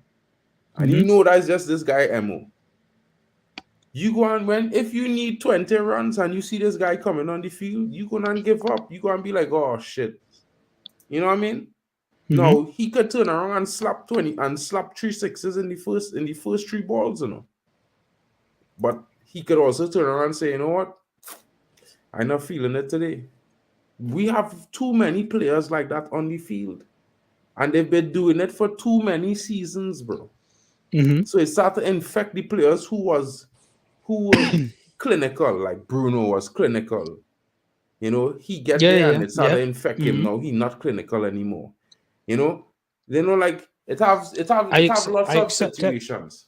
I accept everything that you've just said there. But the 2 players that you singled out in Marcus Rashford and Bruno Fernandes, I'll tell you straight away now, they will never be sold by Manchester United. And for Marcus Rashford's case, he's the poster boy. He's the academy graduate. He's the mainstream player who will define the young players that come through the academy. Be like Marcus Rashford. Exactly. That's what he's there for. He's the role model player who was born in Manchester, had nothing, is now a multi-millionaire playing up front for Manchester United. So they will never get rid of that profile of player because that's their marketing tool for their younger players. That's their meter stick. But is it a tool for football production? It's not. Well, put it from this perspective. When we was hearing offers from PSG for around 100 million to get rid of this guy, I was saying take the cash. Take the cash. Even when I didn't know the season that he was going to have last season, take the money. Because at the end of the day, I look at someone like, say, what's happened with Spurs. Harry Kane's left them. You wouldn't realise it. You really wouldn't realise it. Their best player has left them. They didn't use that money to replace him. But you know what? They're playing a brand of football that the fans are going to buy into. Right now, as a fan, I can't buy into something that the manager said he's abandoning and he's never going to play. Whether we say never, but when he says he's never going to play it, and even if you want to wait until season number 3, that might be the only season when we start to see the football developing. By season 3, I was expecting us to actually challenge. That's what a lot of us expect. Yeah, we have to challenge in season 3. We had the same standards for Mourinho. We had the same standards for Ole. Obviously, with LVG and with David Moyes, didn't live long enough to actually do that. But with Erik ten Hag now, you're in season number 2, and the guy comes out and says, "I'll never play that football." But that's the one thing that I won't ever be able to forget with this guy, unless, as you say, Mark, he gets enough of the players in to play that way, and he completely shuts every single one of us up. And I understand some managers take longer than others. For example, Mikel Arteta was an absolute novice when he left Manchester City's coaching staff to go be a manager on his own. And it took him 4 years to figure it out. But the one thing that he had was every single one of those members in Arsenal, from Josh Kroenke, who represented the owners, to Edu, the sporting director, to the manager, Mikel Arteta, they all believed in him. They all gave him the time, and they all supported his ideas and his plan. Even when they was bottom of the league after I think it was 4 or 5 games, and they didn't win a game. Even then. But when you could see with Arteta was, he had a belief. He was using something. He had young players. He was trying to build something. This guy right now, I'm struggling to sit here and even say Yeah, but anything. Tom, that's the problem. And he's I killed agree with all of that, my soul now as a supporter when he says we'll never play that football, even if it's irrespective of I don't have the players to play it. If you play that way and we lose games, I think a lot more fans will have stomach to accept it in the short term if it gets better in the long term, because we're seeing what we brought you in for. I'm going to ask you a question, Tom. I agree with a lot of what you say there. I'm going to ask you a question. I want to ask you a few questions. Do you actually see Marcus Rashford playing a Ajax style of football? Never. Right. Never. He wouldn't be a footballer if he was born in the Netherlands. Exactly. So, like, it have a few other players I could name on the team might be the same. So it's like, for me, it's like, you know, what I looking at is this, right? I want, like as a Manchester United fan, I say, you know what? I know some fans want to win now, right? The ownership want top 4 every season, right? So when he abandoned his principles last season, but I'm gonna say but, you see, I don't remember the back line. His principles with his defenders never changed. Yeah. So this is why when I watch his defensive play with the back line we had last season, they were similar to the Ajax back line in a sense, right? That are similar stylistic makeup. Yeah. Which I think says to me, a lot of the players were similar to how they played. Yeah. Well, right. And then when you see what says to me that, you know, he want to form that style with his team, but also we're not helping him. You know what I mean? Like, the team is not helping him. The club is not helping him to funnel everything in the right direction. Like, we could speed this rebuild up. With the performances he gave last season, the club was supposed to speed the rebuild up, get rid of Maguire, McTominay, maybe 2 other players, and bring in like 5 players that fit his profiles. If you're not getting his first choice, at least get the profiles right. But we still have a club that buying players like Mason Mount based on monetization, right? And they're keeping players in positions based on marketing, right? So it's a situation where he have to do this. He have to tie this hand behind his back, right? And then tell himself, listen, both of them, right? Let me tie this next hand behind my back, right? And then after he do all of that, he go and say, you know what? I might be able to get the 12 players in 2 transfer windows, the promise, right? But now in 3 transfer windows, because they promised me, you know, they say my first window I'll get 6 players, second window I'll get 4, and then for summer I'll get another 6, right? But in all I get only like 9, and 2 of the 9 is loans. So it's like this, right? For me, he set his mind now that he going probably have to wait till this transfer window to get 2 players in, and in next summer to get another 2-3 players in to complete. They won't buy him anybody. Well, yeah, they mightn't buy him anybody, but if he sell, he might be able to get a few players on the cheap, right? So I am thinking to myself that, listen, right, I can't really do this, but I could work around and try. And if the players that I have decide, well, you know what, listen, guys, we go and work a little hard, because you had to work hard. It's football, it's professional sports. Other teams, you see, we got to remember, other teams working harder now, right? Other teams getting young talent in, and they have that energy that a lot of teams working hard. Look at Newcastle team tonight. They're literally outworking our players. They're running harder, running the extra step, making the extra run into channels and these kind of things, looking for the pass. Some of our players not looking for the pass. They're waiting for the pass to be played to run on it. Right? So no matter how you coach some of these players, they still go and do the forcible habits. So you have to get rid of them, right? So yeah, I understand that Ten Hag not showing a real exciting system right now that you could get behind. But over the next 6-7 weeks, I'm pretty sure you're going to see something that you could get behind, Tom. Because you see, the myth that the Zerbi will do a better job, or even Ange Postecoglou, right? I could debunk all of that right now, because I could show you the statistic, right? That you remember Conte wanted to get rid of 9 players from Spurs? Yeah, he wants to rip the How squad, many yeah. of those players starting in the starting 11 right now? I think about 5. Right, and how many on the bench? 0, I think. No. I think he got rid of a couple of them, like Harry Winks and stuff like that. Right. He got rid of them. So like most of the players who Conte and Mourinho didn't want are the players who actually coming up for Ange right now. You notice that? Yeah, but he froze a lot of those players. Like he never used Basile properly. He never used some of them, even though they were still bought for him. Exactly, but he didn't believe that they fit his style. Remember, right? Mm-hmm. Right. So Ange now come in, right? Ange like attacking football, expansive football. Now, all the players that were being sold are players that fit that expansive style. So, and all those players are in the starting lineup now. Some when they, he bring in 1 or 2 players, and then it has some young players Madison that and stuff. up. Yeah. Right. So, in a sense, Ange kind of had a team ready made for him, kind of like what Pep get at Man City, not at the same level, but in the same set of numbers.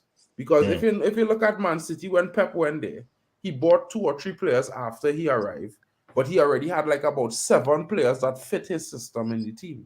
Yeah, they pre-bought them in preparation. So, they even brought the sporting director and everybody. Right. So basically, Tottenham inadvertently already prepared for Ange. You can look at it in that direction because they basically had players that Ange would have want and would have used because they stylistically fit his profile for his system. It's the same thing with De Zerbi, right? De Zerbi's a very good coach. I'm not taking nothing away from that. But the system that De Zerbi playing is very much similar to what Graham Potter was doing at Brighton for the last 3-4 seasons, right? Yeah. So when you have players like Lewis Duncan, who was there for 3-4 years, learning a system, playing it year in, year out for 3-4 seasons, you can't now come and compare Marcus Rashford learning a season for learning that style of football for 9 months when he's a space cadet. Let me be real, he's a space cadet. There are some players on our side, we know they're space cadets. They don't look like they have a lot going on up here. But then it have some players like Ericsson, who bro, you could teach him anything. He will get it done. He know how to execute because he can see vision. Yeah, he's an adaptable player, yes. Exactly. That's the one thing. So I really, really like. I would love this to come to United. I would like them to find the money and bring the Zerbi. Because when the Zerbi flop, right, I will be here for that. Right? But the difference is with what you just said there, Mark, and I agree with you with the points that you're making about it. The most important partnership that you have at a football club is the sporting director and the manager. They're the 2 most important ones. And the one thing that I'll say for this is the sporting director and the manager collude. It's almost like they have the same mind. But the one thing is the manager, when they come in on day 1, they need to tell the sporting director, this is my way to play. You use your resources, your expertise, and your scouting network. Don't pick players that are on my list. You find me any player in Europe and sell that player to me. You sell this player in comparison to a player that I would want. And then if I agree with you that it's a better solution, I'll go for that. In the same way that I used the example, you had Michael Edwards and you had Jurgen Klopp at Liverpool. Jurgen Klopp was campaigning all summer to go and get Julian Brandt. He was the player that he wanted. But Michael Edwards used the analytics and used his scouting network at Liverpool, and they found Mohamed Salah from Roma, who was on a lesser scale in terms of preparation and development to what Julian Brandt was at that time, because he was supposed to be the next best German player at that time. Mohamed Salah wasn't even known anywhere in Europe. He was a failed Chelsea player for everybody that would have known at that time. But they went and followed the instincts of the sporting director based upon he said this player suits your style better. And ever since then, they've never looked back. And that's why I say Liverpool's strategy over the years of recruiting players has been so much better, because the sporting director, is qualified in his role and he has the network to get the best players in world football, for which John Murtough does not have. He doesn't have the connections, he doesn't have the qualifications, and quite frankly, he doesn't have the experience. That's just the bottom line of it. Exactly. But with our manager, He needs to go to, even if he doesn't want to work with John Murtaugh, maybe in 2 months' time we'll be sitting here and saying, Paul Mitchell's there. As soon as Paul Mitchell comes in the door, you need to tell him, this is the way I want to play. I've been the guy who's been conducting buying Z to X player. I bought Anthony for this price. I brought in Amrabat. I bought in all these players because I know them and they've played my style before, but it's not working. I need you to find me players that suit this style. I don't care if it's low block. I don't care if it's attacking football. I don't care if it's possession based. You find me players that suit that football. And from there, I'll admit we can criticize the manager, but it doesn't change the fact of the situation that we're in right now. A lot of these players are what he would want. No, he would want to. Why work you keep with saying Anthony. a lot? Why you keep saying a lot of the players? But we have a squad of 26 players, and he only have 9. Nine of those players that he brought in, he would want to play in the starting 11. And how many of them fit? Okay, and what difference does that make? 5 of them? If they're not fit, then they're not eligible for selection, my bro. If they're not fit, they're not eligible for selection. They can't be in the squad unless we imagining things. It's like you can't talk about a player who's not available. And it have one or two other, it have a few other players. Loads of football clubs have injuries over the season. Yes, I'm not disputing that. But listen, I'm not going to use City what as we an are example. left with is mostly the trash of trash. We have a fort. We have Harry Maguire and Lindelof in defense. No one can come and so do what he did do what he did against Palace then. Adapt. Put Casemiro in as the 3 in the only game this season that all of us could sit and agree and say we actually we like that game. He needs to learn to adapt. That's the problem. I'm not disputing that, but they can't play them like that every game. Not every manager in world football will always get plan A. Casemiro was injured. He was rushed back for this game. I don't know if you know that, right? Yeah, okay, I'll admit that, yeah. So he's not going to perform at that level. He was at as Crystal Palace today, right? So he's not going to get up. Let me start there, right? Now, I would say, look, if you look at the team, there are bad performers in key positions, right? That creating bigger problems for the team. Dalot creating a problem for himself. He getting bullied this season. He getting bullied, right? And in the midfield, we have a giant hole that they're using as a funnel. They're funneling everything through that side of the midfield, not the other side where Anthony on. We complain about Anthony, but the attack's not coming from his side. And all our attacks progressing on his side, mostly. So we complain about him. He needs to do better, too. You understand? So it have a lot of players that performing okay and some performing trash. And they all could do a lot better, right? But at the end of the day, could you actually blame all of that on the manager when half of those players he didn't buy? 3/4 of them he did not bring to the club. And as much as you could say he had to do his best with them, right? Their best is not good enough. Ralph Ragnick proved that 2 seasons ago, right? So it's not rocket science now. So going into this weekend, he has from Wednesday till when do we play? Is it Saturday or Sunday? I think it's Sunday, isn't it? When he goes into that game at the weekend, he has about 3 or 4 days. What does he first of all say to these players, and what does he change to actually make a difference? Because he has to revive them. First thing he's doing is calling Kobe Menu tonight and saying, "Listen, bro, starting on Saturday. You're not playing no more under 18. Second thing he doing is calling Mason Mount and take the number 7 off of his back. Let the club fight up about that." Yeah, let's be realistic. No, I'm being realistic. Like he need to bring Kobe Menu into this team. As much as we could sit here and talk about he young and all these things, his potential and talent and his profile is what we are missing. Okay, yeah. Right? So if he bring Kobe Menu into this team, and we have Aaron Wan-Bissaka back, and let's say by we get Varane back. Action in defense, some ball progression in midfield, and we could sit Amrabat there to break shit up. So whether it is Bruno or Medjbri starting in 10, don't care, bro. Okay, and when that doesn't work, bro, listen. What to are me. we going to blame? No, listen to me carefully. And I wanted to answer this question honestly. When you ask me when that doesn't work, when it had to work in one game or over a group of 3 to 5 games, when it had to work. Because see, that's the biggest problem. You can't change something and expect it to immediately work all the time. No, sometimes it might just snap and work. Sometimes but it it might needs not. to, otherwise he's going to get the sack. Well, all right. Well, this is where the context come in now, and I could agree with that because at the end of the day, like I say, as a United fan, I understand this is very bad for a manager.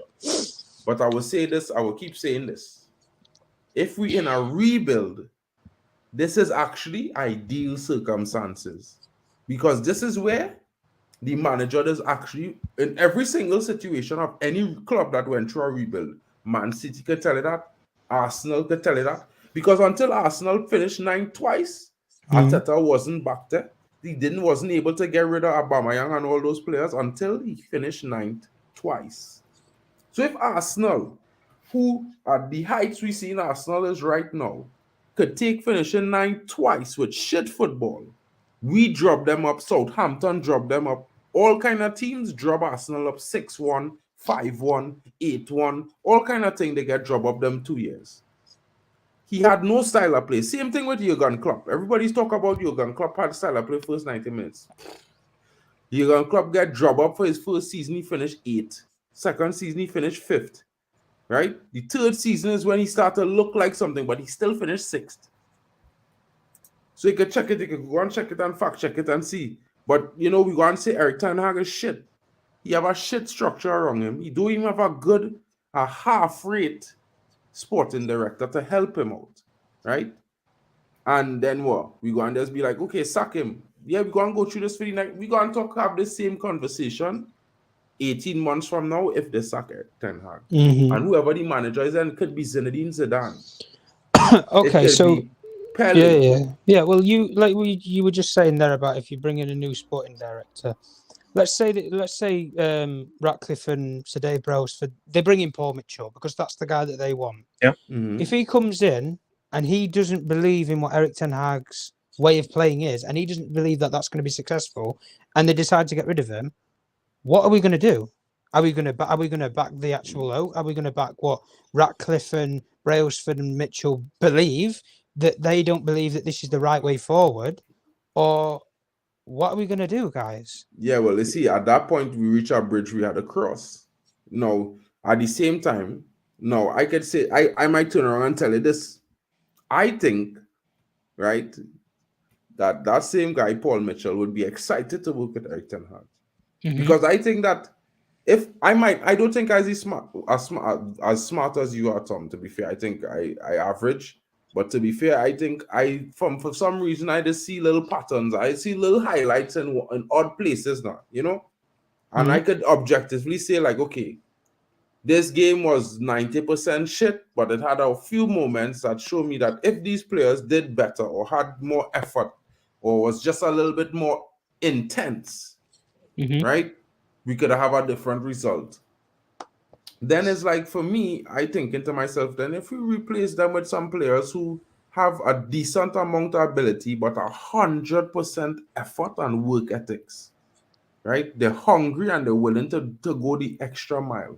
We will do much better. Like I tell everybody, if we had Jacob Ramsey on left wing, we would be top of the table, excuse me, top of the table this season, top of the table. Because Jacob Ramsey, every single season in the PL, you can Google it, is get average 11 assists. And 11 assists coming off the left means our striker scoring goals, means that our striker is 10 times more dangerous to any defense than he is right now. And so doing would open other players to score goals. You see, the team is work like a team, but each member have to turn the wheel in gears now. So if the left winger is a danger with assists and the striker scoring those goals from assists, then they have to mark off these two guys and separate them. And then that would open up now for the right winger to get his dangerous attacks in and create our next problem.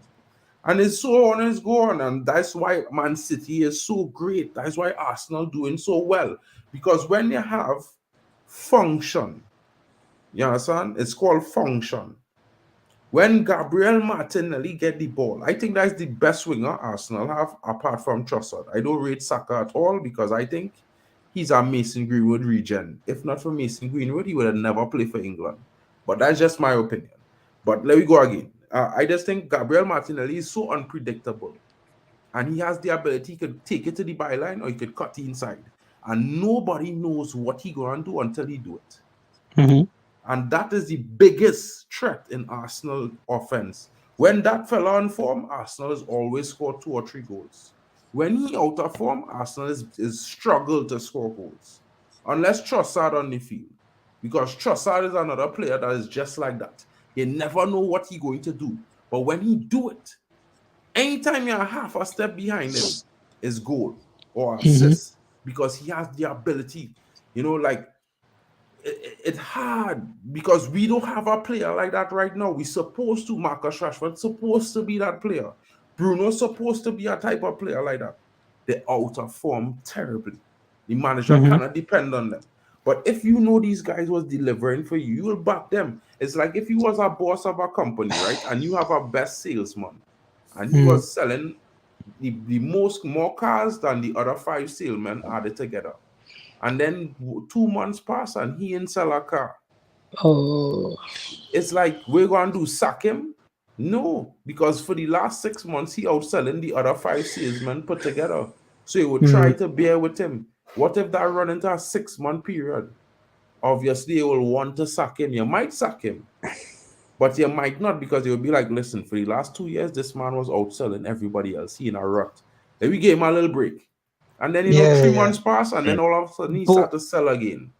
With Rashford and Fernandes, like you were saying there, he has effectively put his arm around them and said, you're going to be 2 key players for me. Because he wouldn't make Fernandes the captain if he wasn't going to be one of his crucial players. And he certainly wouldn't have signed off to give Marcus Rashford 375 grand a week on a 4 or 5 year contract. Okay. Those are 2 players that he's committed to using for as long as he's even United manager. So when we're I wouldn't say that though. You wouldn't say that? Yeah, because so he's not made last season the highest paid player listen. For he 5 did not years make Marcus Rashford the highest paid player, bro. The club did. Stop blaming things on the manager that the club doing. Now that's conflation. I will say this much though. I would agree with you when you say Marcus Rashford and Bruno were given, roles that he depend on them now. But that's based off of their performances for him last season. It's not based on anything else, The 2 best players for United last season was Marcus Rashford and Bruno. They showed up. When the 2 of them was missing from the squad, we was lacking goals. Everybody was crying for Bruno when he was injured. Everybody was crying for Bruno when he was suspended last season. Casemiro, he was the greatest thing.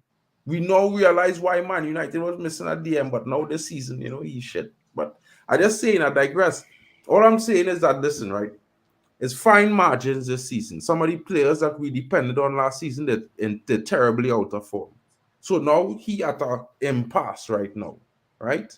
And this is the stage in the season when you see a past 10 games is when they start to really get cutthroat because you have a certain leeway. It's 38 games. If you win 28 games, you're at 90 points, right? Max's work like that, right? And if he know he need to be there about 90 points to get top 4, then after 10, he had 10 games to play with. So the 10 games, he playing with them right now. Fans don't like it. He needs an impasse, though, Mark. He needs that impasse. He's at an impasse. What I'm saying is when he had that situation, there was that week where he had the Brentford game when they lost 4-0 to Liverpool. Something in that week changed where he got the players to buy into his idea, whatever it was, this new idea, because it wasn't his Ajax style. It was something completely different. He needs that same motivational factor now. And if he doesn't get it now, Mark, in the next 3 games, if he loses them, he is gone. Because the club will not have, when you Google Manchester United, there cannot be 5 L's in a red circle on Google. 5 L's in a row. I agree with that. I agree with that. But let me be real, right? He can't do the same thing he do last season because here why. And this is my argument for that, right? He has to No, do I'm not something saying different. that. I'm saying he needs that sort of reaction. Yeah, he needs an impasse. He needs to but the change. impasse is not go and ask them players to back you. The impasses go and get the youngsters to replace them and show them that them fellas they're unnecessary or they could go. You see, because listen, these players need to realize that they're not more important than the club, that they're not more important than the manager. You see, but they don't know that. Because the culture of this club is making them the superstars.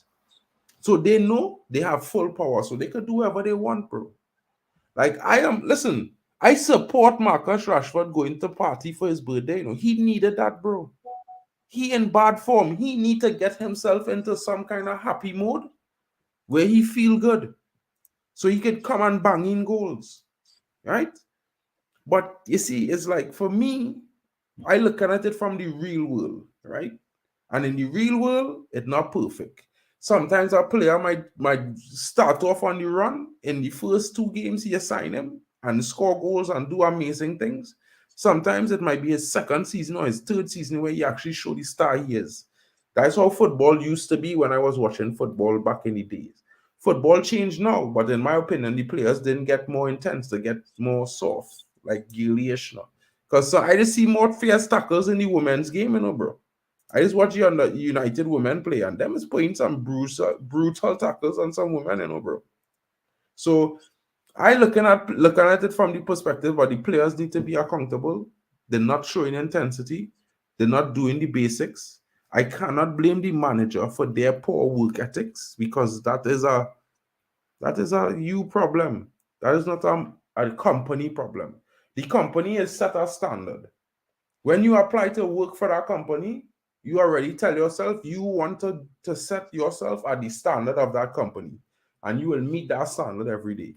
But when you let that standard relax and you stop trying to meet the standards every day, that's a you problem. That's not your manager problem. That's not your CEO problem. If your manager call you out on that, he's in every right to call you out on that. If you don't like that, tough. If you want to prove him wrong, prove him wrong. But you cannot disrespect your manager. You have to kind of follow his instructions. If he's wrong, he's wrong. Sorry, I had to laugh. The people in the VR room, they were cracking me up. I see here Matty R says Jarvis is like listening to the wife. He sees me sitting there with empty eyes, just nodding. Bro, Tom, fascinating just like debate, me. guys. We are rounding up now. We are 1 hour 45 minutes into the show. I just want to have a couple of pointers. In Norway, we have a saying. It's I don't know if you have this in England, Tom, but we say it's a difference between the map and the terrain. And at the moment, it feels like we have this difference in our club. We have one direction that we call it the compass in the wind. That's our saying, compass in the wind. Yeah, compass in the wind, and I feel we are at that stage in the club at the moment. And yeah, we are in decline at the moment, and it feels like we're not going anywhere at the moment. If it's the manager or it's the players or it's the owners, it's a constantly debate, and at the end of the day, it all comes back to the Glazers, and that's that's probably the conclusion of all debates of Man United in the last 10 years. But interesting debates, guys. Really good. I think we have had some therapy. People have been listening, and I think it's been good. I feel better now. 3-0. Yeah, okay. We go again against Fulham in the weekend. Early kickoff, 12:30. So it will be good to see. Maybe we will have a response this time. Away from home, really? You never know. Listen, Tom. Tom, this United team so weird, right? We lost 4-0 and 4-0, and then win against Liverpool, win against Arsenal. We get 6-3 and then beat Man City at home. This Arsenal team, this United team is a bunch of mad people, Them footballers, something they are loose screws somewhere, Something wrong with them, because I mean, I do expect us to show a great reaction on Saturday. Is the first game Saturday, right? It's 1:30 or Yeah, something like that. it's 12:30. 12:30 or 12:30 yeah. your time. Yeah, I'm in that's Germany, UK so time. it's Yeah. an hour behind. So for me, it's like, you know, I would hope to see a reaction, but I think the only way we could see a reaction is if we start to see some big players getting dropped for some young players. You know what I mean? And at the end of the day, it's like, Yeah. the only thing I could say, bro. That's the only thing I can can't. hope for. He's not gonna do it. I agree with it. I want him to do it, but he's just not gonna. He's not gonna drop the poster boy and his captain. That's the problem. Not gonna, or he can't. Not gonna. He's not going to do it because we've seen it with other managers. They did it. Ralph Ragnick, when he came in, he dropped both of them. He played such as Hannibal. He played young. Yeah. He played Elanga over Rashford in one of the games. I can't remember which one it was. He played him over a couple of games. So Yeah, other well, managers have done the Sacrament 3 months.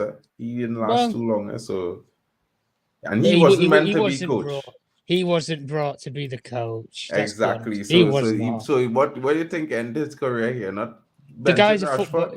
The guy's a football genius. When you think about Ragnick, he turned an energy drink into 3 football clubs in New York, Leipzig, and Salzburg. You don't bring that guy in to coach. You bring him in to build a club. Exactly. And that's where, if the Qataris were coming in, you bring somebody like him because he's been there, done it. And if you give him a piss pot of cash to do it with, well, it won't take him too long to figure out how to do it. Exactly. And when it comes to it, and like this is how I can say what we saw with John Murto and how he's so incompetent. As soon as Ralph Ragnick's over his shoulder telling him to buy Julian Alvarez or Enzo Fernandez, before they'd even come to Europe, before they'd even gone to the World Cup with Argentina, when he told them to buy those young players and they didn't listen to him, and 2 of those players that I've just mentioned there are now in the Premier League, our rival football clubs, in Chelsea and City, all of them, if you want to call it that, all of them. The guy made the other people around him look so small in a big fish pond. I would say, out of maybe three main sporting directors in world football, I think he's in the top 3. There's him, there's Luis Campos at PSG, and then I'd probably say Michael Edwards at Liverpool, and probably Tixi, if you want to put 4. City. Yeah, he's one of the best. They're the main 4 in world football. But United don't have that bracket to get any of those 4. And we had one in our football club. He did his... The funny thing was, when people said about doing his consultancy, he'd already done it, guys. He did it in a 30-minute press conference at Anfield. Open heart surgery. Get rid of 11 players. There needs to be 10 new players come in. He did the analysis for them. But what did they not do? They didn't listen to the guy. Exactly. And the reason why was because his methods is not to make the club money. It's to make it successful. And that's got no interest to the Glazer family. That's the difference. Listen, we could go on, Tom, because we agree on lots, but the stream was long. Maybe we could do something tomorrow if you have time, or on Friday, like a short stream or something if you want. If you have time, Jarvis always up for it. He's the genius of the bunch, Yeah, we will see tomorrow what will happen. There's probably some news coming out now. We have the Casemiro injury, so maybe have enough to make a show. We will see. I just want to say thank you to the VAR room, the chat. We have a lot of guys who have been here all the way. I see Matty R, Lucky Singh, Ivan Bosic, Riot V, Shark, Primex. He can end the show with this comment: "The good times will return. I have no doubt. We are united." So let's leave on a high note. And again, I will say thank you to Mark. Thank you to Tom for this debate.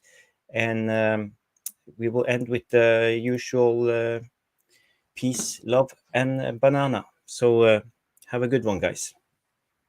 Thank you, guys. Have a good night. Yep. Peace out, everybody.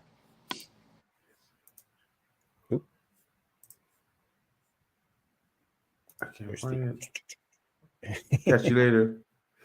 I hope you enjoyed this video. Please give it a thumbs up by smashing that like button. Subscribe if you have not done so yet.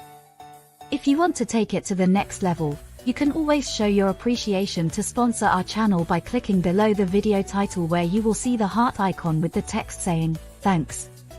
Or you could buy me a cheeky little coffee by scanning this barcode or visit this link to buy me a virtual coffee. Thank you for watching. I hope you enjoyed this content. Remember glory, glory, Man United, Glazers out. It is green and gold until we are announced and sold. That was all from me. I wish you a good day and a great match experience, and I shall see you in the next video. Goodbye. Thank you so much for stopping by and watching MUFC Realist TV. Don't forget to like and subscribe and follow us on the socials.